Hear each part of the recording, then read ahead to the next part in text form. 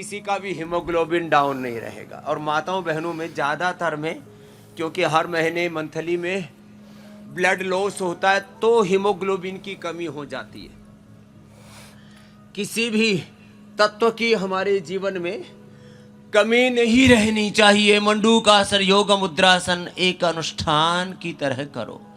तो भोर में, प्रभात में, ब्रह्म मुहूर्त में ये योग वेला है, योग करें और योग मूलक कुछ रसपान। जिनका हीमोग्लोबिन कम है वो ये पी लें, जो अभी बताया मैंने। वीट ग्रास, एलोवेरा, गाजर, चुकंदर, अनार का जूस, थोड़ा मुनक्का, खजूर, अंजीर के साथ। हाँ, 1 ग्राम शतावर तो माँ बहन बेटियों को ले ही लेना चाहिए। किसी भी कारण से कोई प्रॉब्लम है या नहीं है, जेनेटिक रीजन से और कोई अलग अलग प्रकार की परिवेश परिस्थितियों के कारण से, 10 मूल का काढ़ा या खाने के बाद 10 मूल अरिष्ट पीना, वो अटपटा भी नहीं लगता, पीने में भी स्वादिष्ट होता है, दिक्कत नहीं आती। और हमने एक औषधि बनाई, नारी कांति वटी।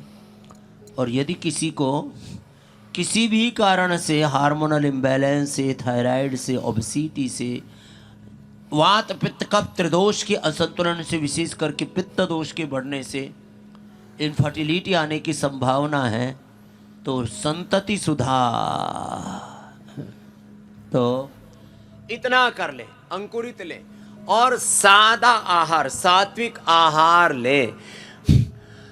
और अधिक आसन न कर पाए तो मंडूकासन, योग मुद्रासन, अर्धमत्स्येंद्रासन, वक्रासन, गोमुखासन, इतने सहज आसन कर ले तो जिंदगी में कभी भी मासिक धर्म की समस्या, मंथली की प्रॉब्लम नहीं होगी, हार्मोनल इम्बैलेंस नहीं होगा।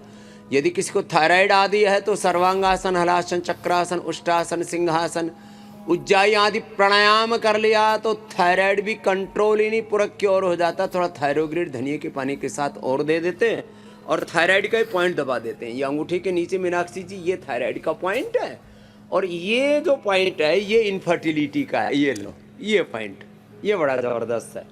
इसलिए माताएं बहनें हाथों में, अब ये कुछ बेवकूफ़ लोग, हमने हाथों में चूड़ियाँ नहीं पहन रखी।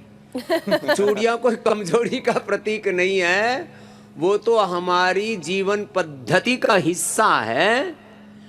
माताएं हाथों में चूड़ियाँ, पुरुष कड़े आदि पहनते थे, वो उनके पौरुष को और मातृत्व को बरकरार रखता था।